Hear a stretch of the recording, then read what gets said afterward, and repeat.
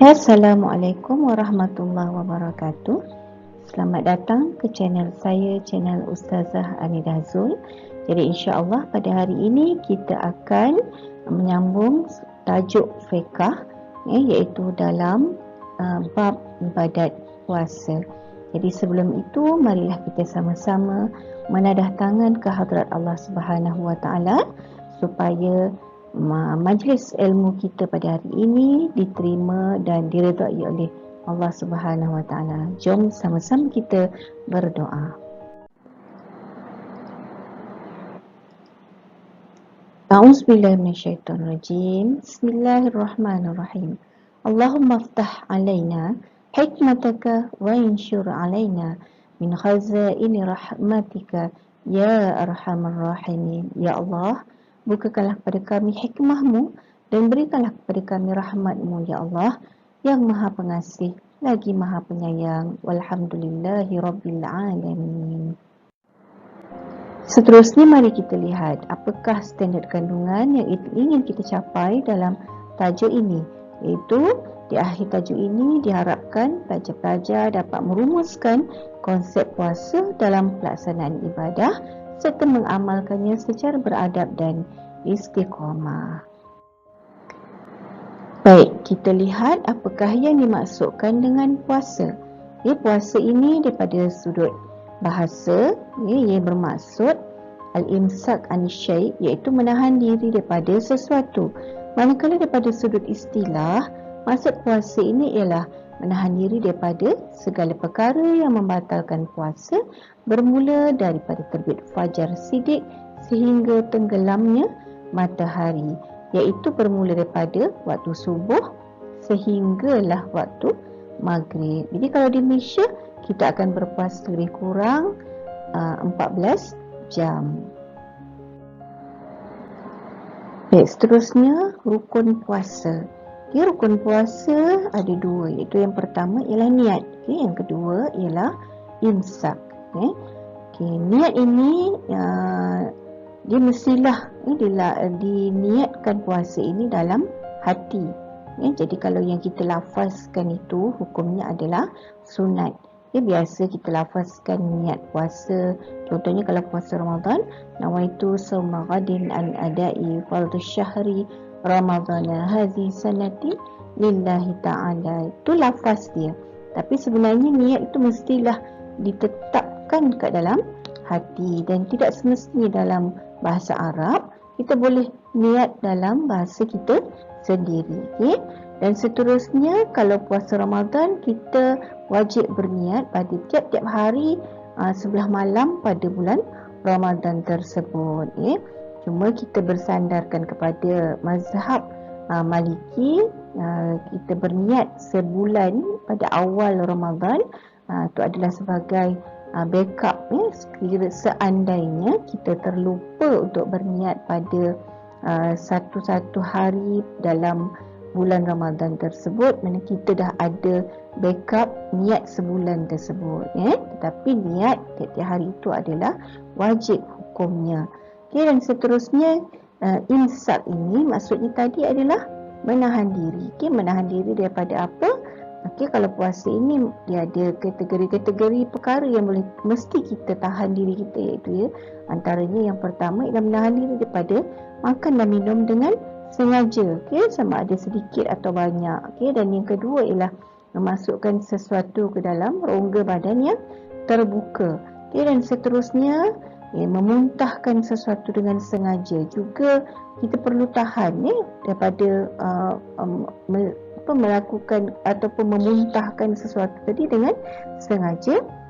Dan seterusnya ialah melakukan persetubuhan di siang hari dalam bulan Ramadan, khususnya terutamanya bagi suami dan isteri.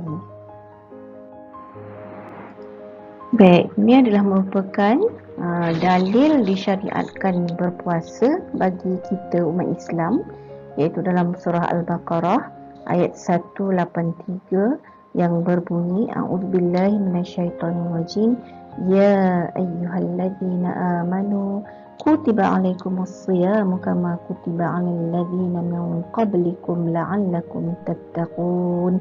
yang bermaksud wahai orang-orang yang beriman, diwajibkan ke atas kamu berpuasa sebagaimana diwajibkan ke atas orang-orang sebelum kamu agar kamu bertakwa. Jadi ibadat puasa ini bukanlah satu ibadat yang baru, tetapi ia merupakan ibadat yang telah lama disyariatkan kepada umat-umat terdahulu.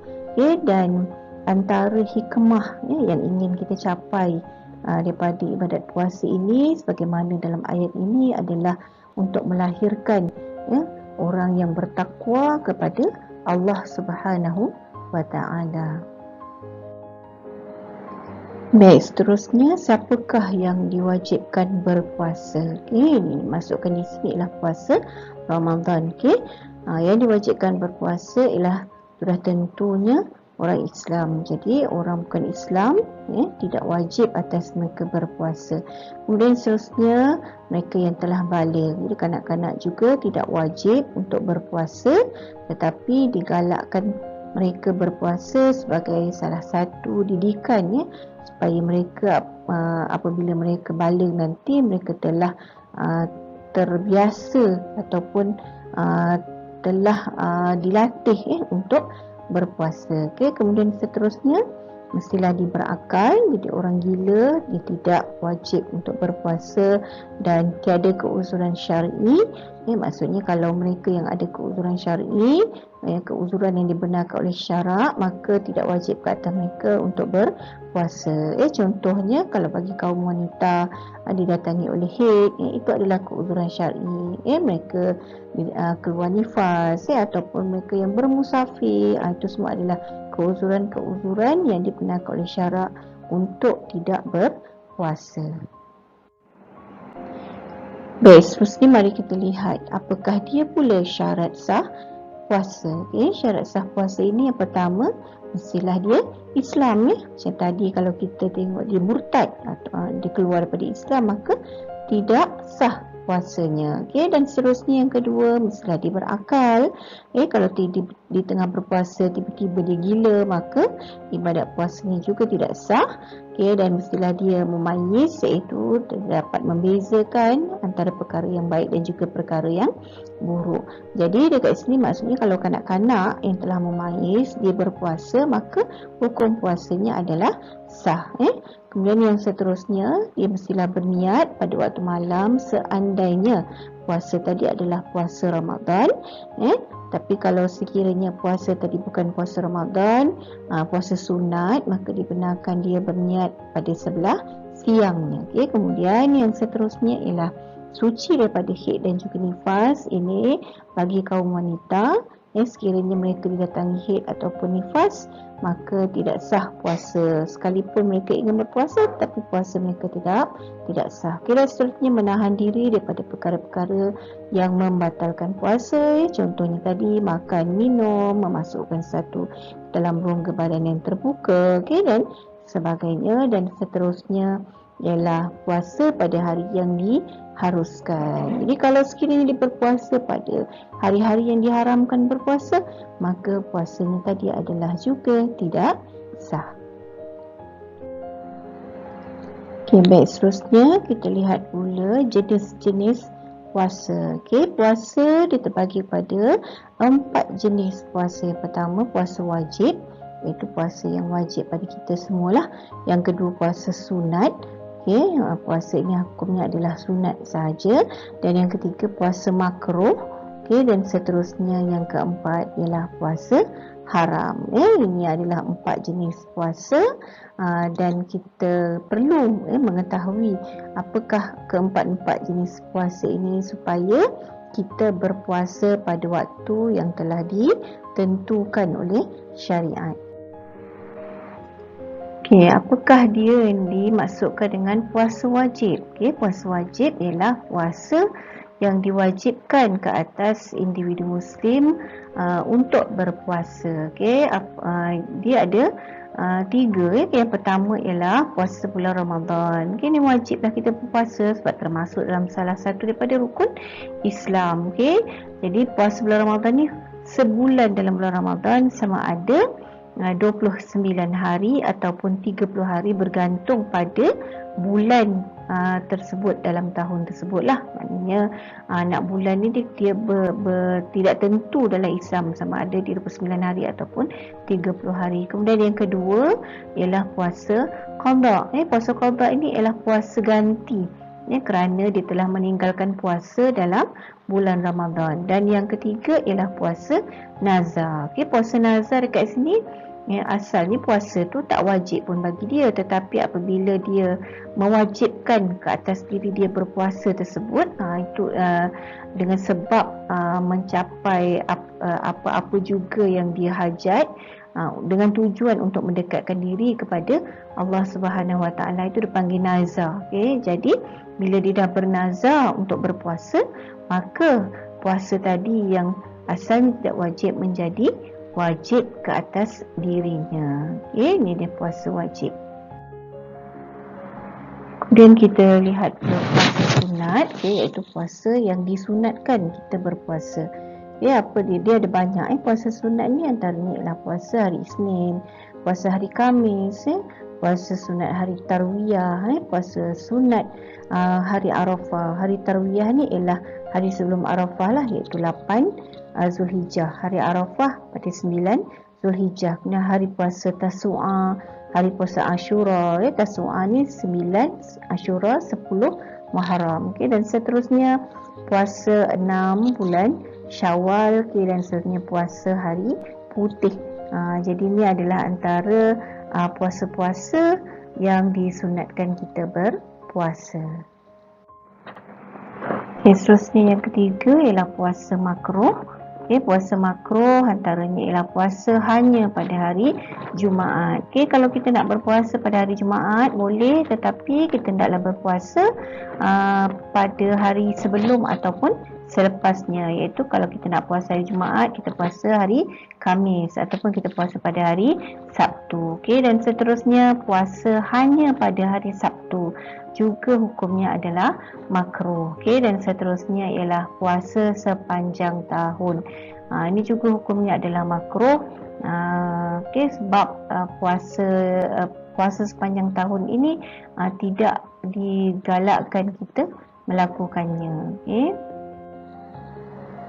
Baik, seterusnya ialah puasa haram, iaitu puasa yang diharamkan untuk kita berpuasa, iaitu antaranya ialah puasa hari Syak, iaitu puasa pada 30 Syakban. Kenapa haram? Sebab 30 Syakban ini adalah diragui, sebab kita takut hari itu dah masuknya bulan Ramadan. Dan seterusnya puasa pada hari Aidilfitri, iaitu pada hari raya. Dan seterusnya puasa pada hari raya Aidil Adha, iaitu hari raya kurban, dan juga hari-hari tasyrik, iaitu 11, 12 dan juga 13 Zulhijjah. Jadi ini adalah antara puasa yang diharamkan. Seterusnya kita lihat apakah dia perkara-perkara yang boleh membatalkan puasa. Jom sama-sama kita tengok apa dia perkara-perkara yang boleh membatalkan puasa. Baik, perkara yang membatalkan puasa yang pertama iaitu makan atau minum dengan sengaja. Sama ada yang dimakan tadi sedikit ataupun banyak, tetap terbatal kalau sekiranya sengaja. Sekalipun dia telan makanan yang terlekat di celah giginya, bukan banyak pun, sikit je, tetap juga puasanya akan terbatal. Kemudian yang kedua ialah memasukkan sesuatu ke dalam rongga yang terbuka dengan sengaja, iaitu apa di rongga yang terbuka sini ialah rongga hidung, rongga lubang telinga, tekak, kemudian kubul dan juga dubur. Tu antara rongga-rongga yang terbuka lah. Jadi seandainya kalau dilakukan suntikan, maka tidaklah membatalkan puasa, kerana suntikan tadi adalah di kulit, bukannya di rongga. Kemudian yang seterusnya, yang ketiga ialah muntah dengan sengaja. Jadi seandainya dia termuntah secara tidak sengaja dengan sebab dia pening kepala, dengan sebab dia loya, maka tidaklah membatalkan puasanya. Seterusnya perkara yang membatalkan puasa yang keempat ialah keluar darah haid ataupun nifas. Ini bagi kaum wanita lah.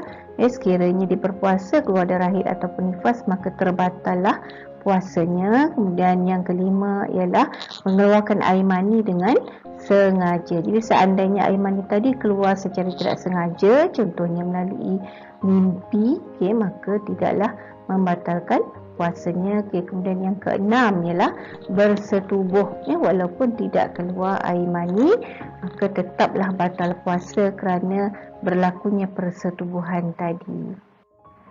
Kemudian perkara yang membatalkan puasa yang seterusnya ialah pengsan atau mabuk sepanjang hari.